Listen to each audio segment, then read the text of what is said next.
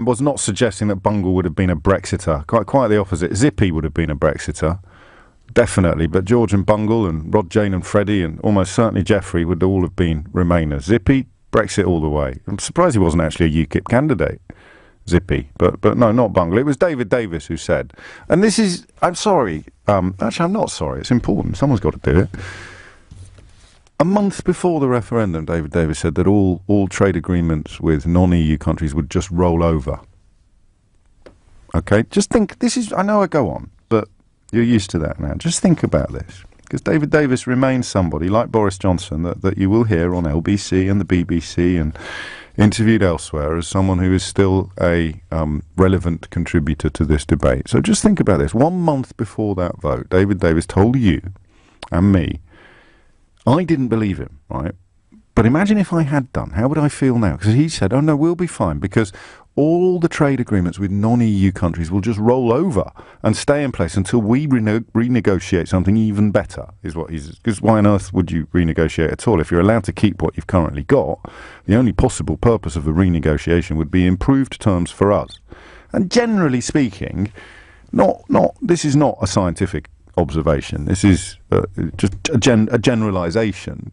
You kind of work on the principle that you've got the best available deal for both sides, and if one side wants to improve its position, then generalising loosely, that would involve a diminishment of position for the other side. You end up with something better, they end up with something worse. So it doesn't always work like that. It's not like gravity, but you understand what I'm saying. So this is where genuinely I don't get it. Theresa May made him Secretary of State for exiting the European Union when the evidence that he had no idea what he was talking about was overwhelming. That line there about we will just roll over the trade agreements that we have with non-EU countries, which in the current context would be, enormous amounts of trade agreements. Japan would be on that list now. Japan last week categorically said, no, don't be daft. Of course we're not just going to give you the same bilateral arrangements that we've got with the largest single market on the planet. They're the largest single market on the planet, stupid, and you're not in it. So he said that a month before the referendum. This is the psychological process that I don't understand anymore. He has been proven to be not just wrong, but dangerously and country-damagingly wrong. David Davis has been proven to have an understanding of these issues that is utterly wrong. I mean, utterly wrong. Give the guy a break. I don't actually think he's one of the liars. I think he's just one of the dopes. He's utterly wrong. That is never, ever going to happen. It was never, ever going to happen. Just the same as he said we'd be in Berlin the day after, striking a new trade deal with Germany. Germany can't sign trade deals independently with non-EU countries. This is something so easy to understand that Theresa May only had to explain it to Donald Trump 13 times.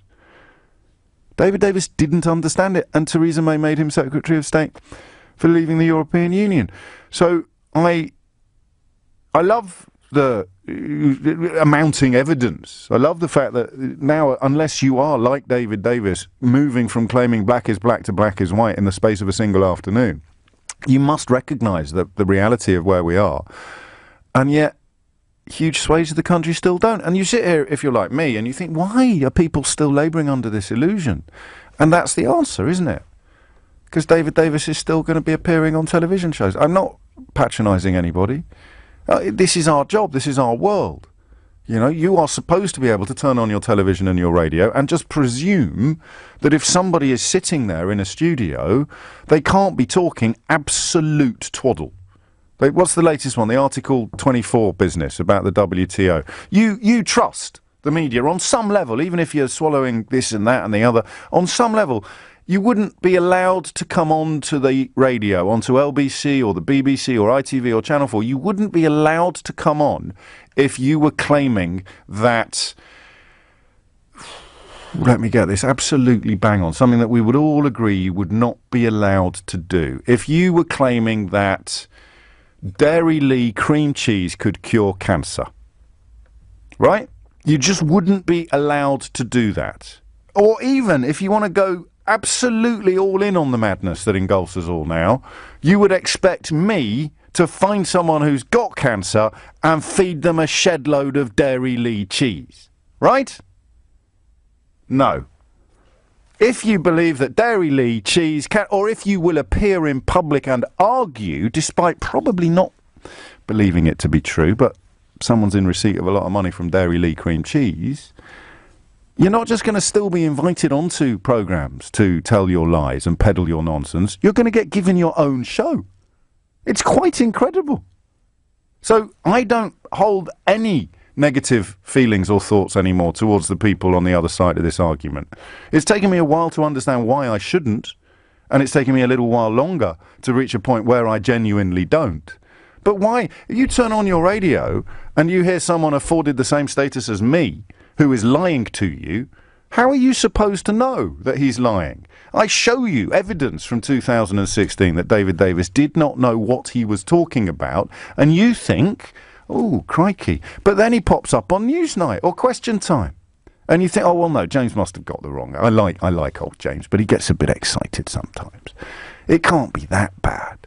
Jacob Rees-Mogg appears on this programme and essentially confirms that the only positive analysis of Brexit that him and his cronies go for involves the destruction of agriculture and industry. No, come off it. James, no. He said those words had been taken out of context. But the context was a parliamentary select committee. Yeah, and that's it, isn't it? This is all it is. It's status, and it's unfair to describe it as exclusively being deferential or forelock tugging or cap doffing. That's a fat vein of this constituency. But you just presume, and so you should be able to. He can't be a complete liar. He's got a column in the Daily Telegraph and a show on LBC. No, he is. He is a complete liar. And that's how we've ended up where we've ended up.